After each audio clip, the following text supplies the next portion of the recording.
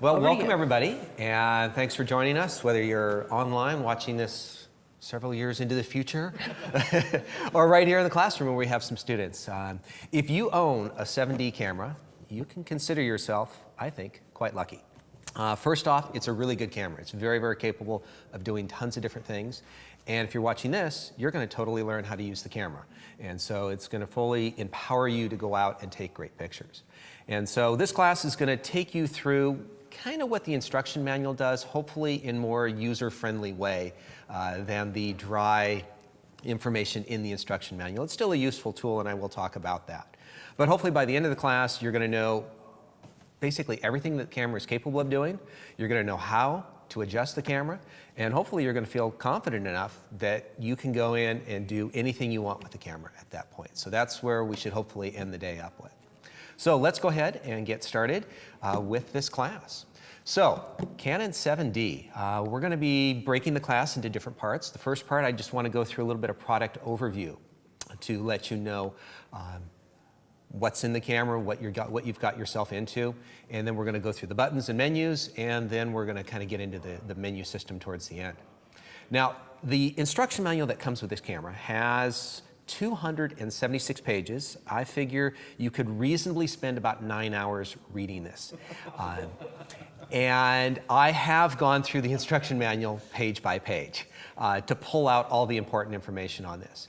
And for many people, this is still going to be a reference because this class is going to be, well, it's going to be roughly about 5 hours in length, I think, total with all the questions and everything else. And so how can I cram 5 hours of information, or excuse me, 9 hours into 5 hours? I can't do it. There is just stuff in the instruction manual that we're not going to go into.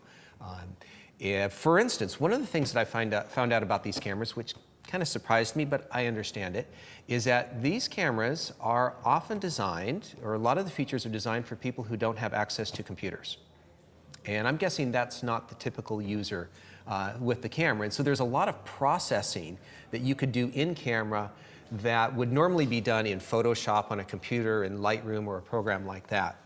And I'm not going to dive into that. There is pages on how to print directly from the camera to a printer without going through a computer, and I'm not even going to get into that. So every once in a while, it's not that I'm copying out and I don't want to talk about something, it's just that that's not the way that most people use the camera. So I'm going to try to stay relevant to what most people are doing with the camera.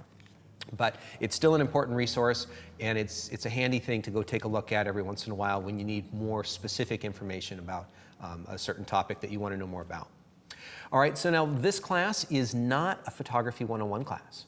And unfortunately, we're not going to be looking at a lot of photos here and composition and things like that. We're going to be really diving into how does this camera work? How does this button do that sort of thing? What should I set this menu setting at? And so if you do need help in photography, if you're new to cameras and so forth, you're going to probably want to take more of a basic photography class, and I'll have more of that as we get in there. And we will cover just a few of the basics just to make sure everyone's up to a certain level of understanding, because it's kind of hard to talk about a camera when you don't know about apertures and depth of field and so forth. And so we will cover that very briefly as well. So let's do a little product overview. You know, there might be some people who are brand new to Canon. Maybe they've switched from Nikon or Sony or some other brand, or they're stepping up from a point-and-shoot camera, and this is their first, and they always usually use the same term, this is my first real camera. You know, because the point-and-shoots to them are not real cameras, but finally when they get here, they've finally joined the big club.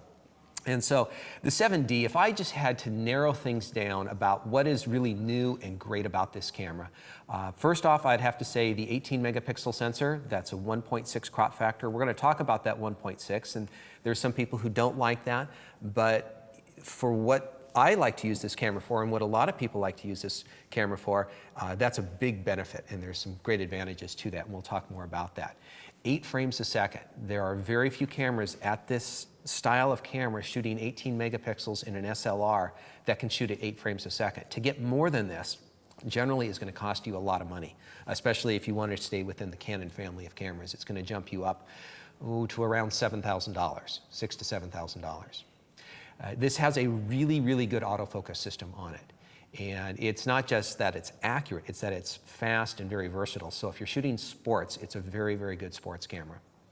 And finally, my fifth kind of big point on this is it's really well built. It's weather sealed. We'll talk a little bit about that. But it's just a well-built camera that feels, in my opinion, it feels professional in the hands. I've had a lot of professional cameras in the past, and this feels very, very solid and very well built. And so it's going to be a camera that should last you a very long time. And that's the solid construction. Sometimes I get behind on my points sometimes.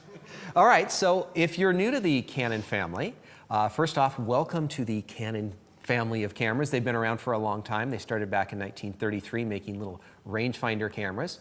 And then in 1959, they started making single lens reflexes, which had interchangeable lenses, viewing through the lens, which was quite nice. And then they started to get a little more serious in 1971 with the professional f1 camera. And then in 1987, things took a kind of big change when they introduced autofocus, and they introduced a whole new lens mount. And that kind of ticked off some of their older customers because they had to get all new lenses. And so if you go to a garage sale and they have a bunch of Canon lenses from the 70s, they're not going to work on this camera, at least not without lots of adapters, and they're probably not worth using, so I wouldn't recommend it. So you can kind of go back to 1987 and use all of those lenses on this particular camera. And then in 2000, we went digital. And the first Canon SLR that was digital came out, the D30. It had 3 megapixels and sold for $3,000. And that's, 50% more than this camera, and this camera has 18 megapixels. And look at how small that little screen is on the back of the camera. Back then, you can always tell how old the camera is by how small the screen is on it. So one of the things that I like most about the Canon system is that they have a huge range of cameras to choose from. And if you're just beginning, they got cameras for you. If you're a super professional, they've got cameras for you, and all the steps in between. They also have a tremendous number of lenses that's going to cover just about everything that you can imagine doing. And then, of course, they have a very good flash system. The camera has a built-in flash. We'll talk a bit about that. But you can add on flashes, and you can hook it up to other systems for much better lighting in your photographs. Now, the camera's positioning within the family is kind of towards the middle. I would call it the upper middle class, upper middle end of the Canon family. It's built to professional standards in many cases, I would say. It's definitely not on the entry level, but some people would call it intermediate to the professional level. So it's a very, very good camera in that regard. Now, its kind of heritage comes from the 40D and from the 5D Mark II, and then kind of from the 50D as well. And what they did is they kind of combined features from both, and they wanted to have their cropped frame camera brought up to another level. And so what they did is they put a whole new package of features together, and they introduced a lot of new things with this camera when it first came out. All right, so let's take this box, and we're going to go ahead and open it up and take a look at what's on the inside. And I kind of have listed on the screen the stuff, but I get to open a new box right now. And this is kind of a rare experience, because in some ways, I don't like buying new cameras because there's so much involved of learning the new camera. I got to get the new strap for it. I got to get this for it. I got to get that for it. I got to get the extra batteries. And so some stuff that as we go through here, so we have instructions. Okay, that's not going to do me any good at all. The instructions are much better for this for me. And so this is that very lengthy 276-page instruction manual, which is going to be helpful. Warranty cards. Let you know that you got an official product and it's not some sort of black market stolen item. There's a number of DVDs, and frankly, I've never loaded these on my computer. It kind of depends on what software you like to use. I use a program called Adobe Lightroom, and it's a great program for downloading JPEGs or raw images, organizing them. Canon supplies you with their own, but I don't know a lot of people that use it. It's a little clunky, I guess would be the word to use, but it is available if you want to get into it. Promotion material. Let's go for the good stuff. A well-packaged bubble wrap. Let's see if we can pop one of these. Oh, no, those are really good. They got new ones out now. All right. Ta-da! Do we want to do a sniff test? No, that's somebody else on the internet.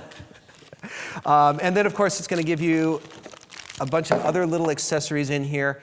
There's a battery, but you know what? I have a pre-charged battery of my own. There's a little travel charger in here, and these are kind of nice because they just have a little flip out.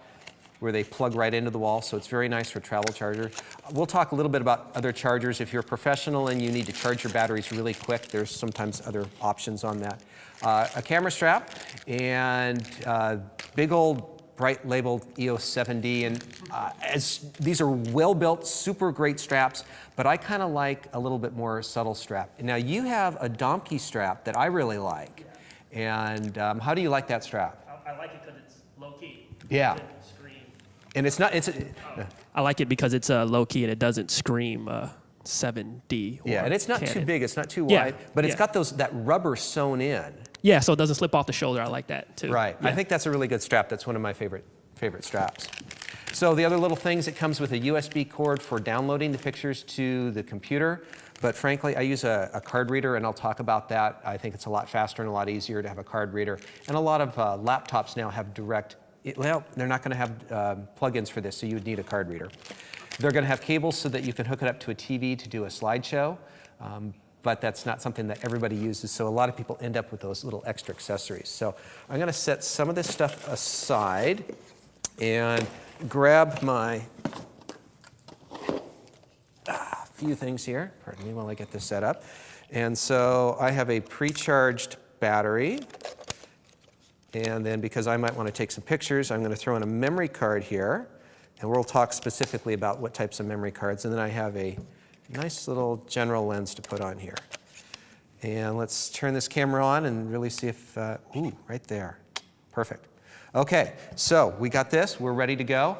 And that's what you can kind of expect from the box that you're going to get, that you should officially get stuff. Now, sometimes you can buy it with a lens, or you can get it body only. And for a lot of people brand new into it, they're going to probably want to get the lens with it. It's just a really good deal. Now, the lens that comes supplied with the 7D depends on where you buy it. Usually it's a 18 to 135, or it's an 18 to 200, and neither one of those are the greatest lenses in the world. But if you're just getting started, it's a nice starter lens. So I don't have a problem with somebody getting that lens. Once you get into photography, I think everyone here in the audience has something other than the kit lens, and I'm guessing that it's because they know a little bit more about what they're doing, and they have something more specific that they're trying to gear towards. And so the kit lenses are a great starter. It's kind of like a teenager when they get a car. You know, it's not the perfect car in the world, but it's enough to get you around. So let's move on. Now, one of the things that they have in this camera is they have all sorts of dire warnings about what not to do with the camera. You know, don't get it too hot, too cold. One of my favorite, don't fire the flash at someone driving a car. Don't swallow the battery is actually one of the things that's in there. I told you I went through the instruction manual. So it's pretty amazing. And I think most of us get this, don't be stupid with the camera. And so don't do obvious things like leaving it in a hot car in Phoenix in the summertime.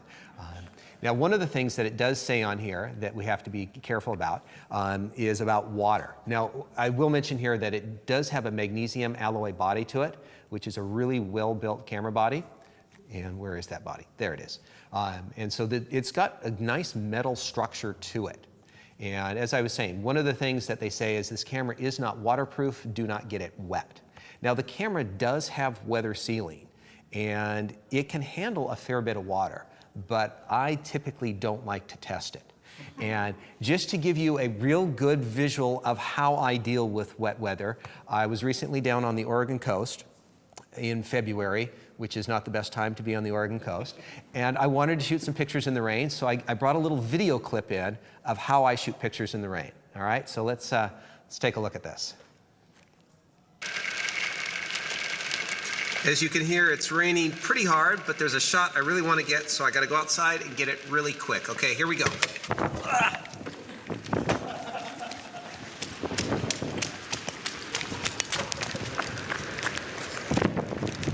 Okay, let's see. Shot number one. All right, let's do a little closer. Shot number two, right here. And let's do a little backed off shot here. Right about there. Okay, back to the car.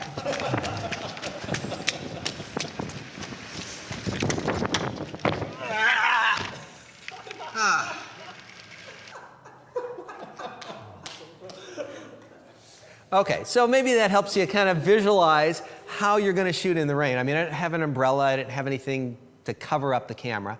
And it's okay if it's raining out there to go get a shot like that. I just wouldn't stand out there like a fool for an hour shooting. So if you are shooting something where you are in the rain a lot, let's say like you had to shoot a high school football game and it's in the rain, it's the state championship, you can't reschedule it, for your convenience, I would get a rain cover for it probably. The camera does do better than most. I actually have a slide here that shows some of the weather sealing on the camera and the strengthened magnesium seals where the camera's reinforced. And so it's a well-built camera, it's pretty weather sealed. It's kind of hard to get a gauge exactly on what exactly do they mean by it's weather sealed, how long a rain. It comes down to don't push it to its limit. I'm sure that if you drop it in the river, it's going to have problems. And so do be careful if it gets wet. Now, the other thing is that if it does get wet, what do you do? Well, a lot of times what will solve the problem is if you just start opening up everything, you take the memory card out, you'll take the battery out, you take the lens off, maybe even you'd pop up the flash. Actually, it's not going to do that now without all the battery in there, but just let it air dry. You don't want to take a hair dryer and blow it off or anything foolish like that. Just let it air dry, and if the water is on some sort of the electronics and it dries off, it might come back to life. And so just doing that will probably solve the problem about half the time. The other thing is that Canon is not going to be liable for damage if you hook up a non-Canon accessory, all right? And Canon is just trying to, get the lawyers out to say that they're not responsible in case something goes wrong. And if you put on a Tamron lens, like we have a couple people here have on non-Canon lenses, that's not going to damage the camera. However, there may be things in the camera, and we'll talk about this when we get into the menu system. There are features of the camera that communicate and know which lens is on the camera and can fix lens problems.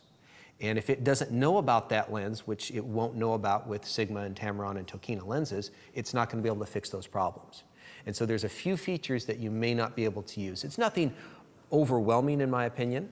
Now there are other sorts of accessories like flash units and batteries and so forth. And you're going to have to make a judgment call as to whether it's worth it. Canon batteries are pretty expensive, but they're the best batteries out there. There are some other cheaper knockoff batteries that I have purchased because I needed a lot of batteries and I just needed something, and they did an okay job.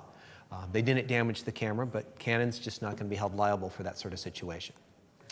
Now, hopefully everyone in the audience, as well as at home, has had a chance to prepare the camera. And when I talk about preparing the camera, it's going to be little things like charging the battery, putting the lens on, putting the battery in, things that I just did, getting the memory card in there.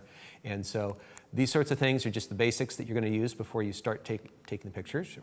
And what I would like students in the class to do right now is to go ahead and turn your cameras on. I'm going to do the same thing right here. And what I want you to do then, and this might be the last time I say this, and it just kills me to say this, turn your camera to the green auto zone.